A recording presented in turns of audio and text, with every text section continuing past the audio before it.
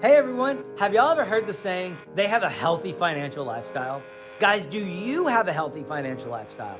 In today's video, we're gonna discuss exactly what that means.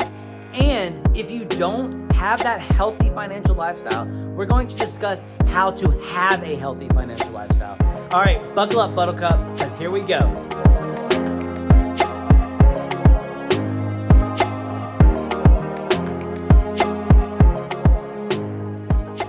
What is going on, world? Justin from Low Key Solutions, where we help you find low key solutions to an overpriced world. Guys, welcome to the video. Today I have a great one for you. Let's go. So there is this myth going around that only the rich can live a healthy financial lifestyle. And guys, I'm here to tell you today that that myth is not true. You can be in debt and start living a healthy financial lifestyle. So in today's video, we are going to discuss exactly how that is the case. And before we get started, I want to kind of give you a little metaphor. So let's say you're very overweight, okay? Being overweight is synonymous to being in a lot of debt. So let's say you're very overweight. If you start eating the right fruits and vegetables, the right foods, you're not eating so much fast food anymore, and you're starting to exercise, even though you're still overweight at the time, you are starting to live that healthy lifestyle, and you'll start losing the weight and becoming healthier and healthier and healthier.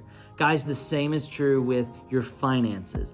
If you're in a lot of debt and you start saving your money and you start paying off your debt, you will become healthier and healthier and healthier in your finances. You'll start having more money to save, and you'll start having more money to spend because you have less in debt. This is how to live that healthy financial lifestyle. With that being said, I have 5 amazing tips that are going to help you today start living that healthier financial lifestyle. So, tip number 1, create a budget. Guys, y'all are gonna hear me say this on the channel all the time. The budget is the best tool. The budget tells you where you can spend your money. A lot of people don't like the budget because they say it's restricting. It's a prison where I can only spend my money on certain things.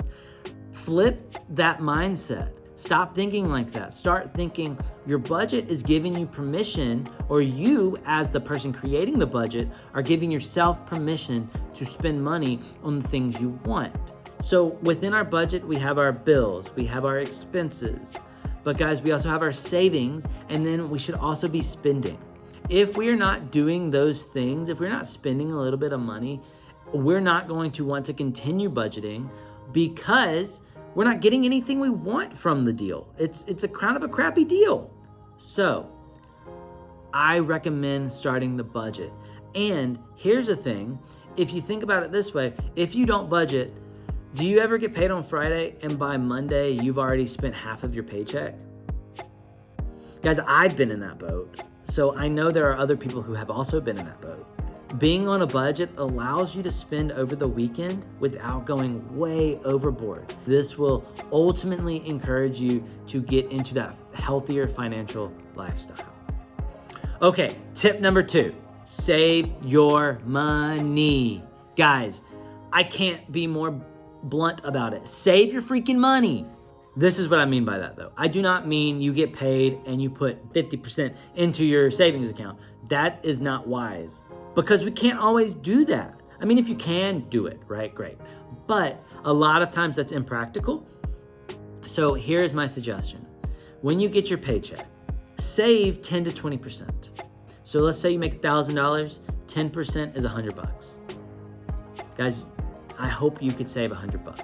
If not, then we need to go back to tip number 1 and look at our budget and see where and why we can't save that $100.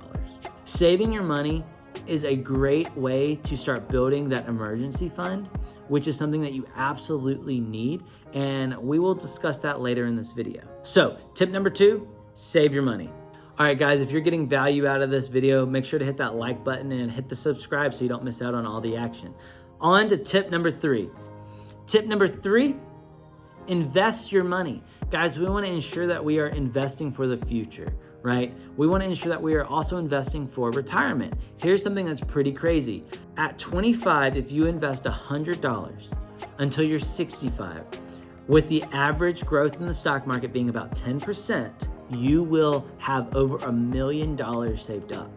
That's incredible. From 25 to 65, for 40 years, you just invest $100. Guys, that's awesome. And now imagine if you're younger and you start investing $100. Now, not everybody can do that younger, but by the time you get out of school and you start, having a full-time job, you should be able to save $100 a month for investing. Guys, this is an incredibly powerful wealth building tool, is your investments, and you should be doing them. For somebody older than 25, guys, that, you've got to start investing a little bit more. I don't have the numbers on that, and I apologize. But the idea is if you're 25, $100 for 40 years, you have over $1 million. And now, is $1 million enough for you?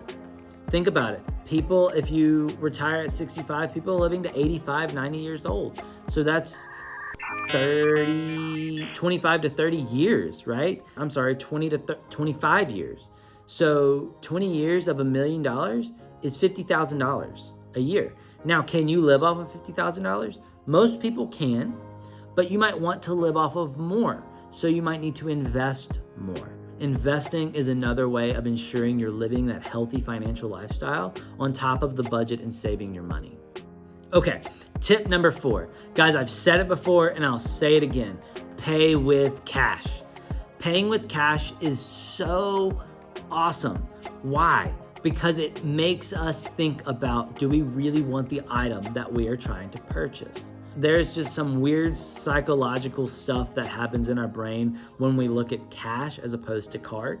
Watching a transfer of money, me having to trade you my cash for an object, for some reason, makes me think twice before I buy it. So guys, paying with cash is a great way to ensure that you're saving money. Sometimes you don't have a choice but to spend that money, but there are times where you don't absolutely have to do that. And guys, this is a great way to ensure that you're not spending your money on things you don't absolutely need / absolutely want. Pay with cash, guys. One of my best tips today. All right, tip number 5, that is build your emergency fund. Guys, the emergency fund is an absolute crucial aspect of your financial health. Because here's the thing, if you have to go to the hospital and you end up, having a bill that's stupid expensive, or you get into a car crash and have to buy a brand new car, or you lose your job, guys, having that emergency fund there ready will ensure that that process is so much easier to deal with. So building that emergency fund of 3 to 6 months of your expenses is going to be a very difficult challenge. But guys, man, I tell you what, when you have it, it is a breath of fresh air. Make sure that you don't just justify something as an emergency. So here's how I see it. You have your true emergency fund. This is for essentially if you lose your job, right? Essentially that. Then you have another smaller emergency fund, but this is for those things like my brakes need to be changed, or I need new tires, or I had to go get an MRI this week and it cost me $1,000, right? You have kind of 2 separate emergency funds. One's for, I guess we call it rainy day items, those being things that are more manageable, and then those being true emergencies, those that are like, my air conditioner broke, right? And it's gonna cost me $5,000 to $10,000 to get it fixed. I need to repair my roof. Those are emergencies, right? I lost my job. Emergencies. Guys, we need to ensure that we have this 3 to 6 months of emergency funds saved up. That way we are prepared for an emergency. Guys, following these 5 tips will help ensure that you are living a financial lifestyle, a healthy financial lifestyle. And over time, these things will build up, and you will start building that wealth, and you'll start building that comfort of knowing that in an emergency, you are safe. Here's one final note to this. Your savings, your emergency funds, multiple, because you have 2, a rainy day and an emergency, and your investments need to be separate, okay?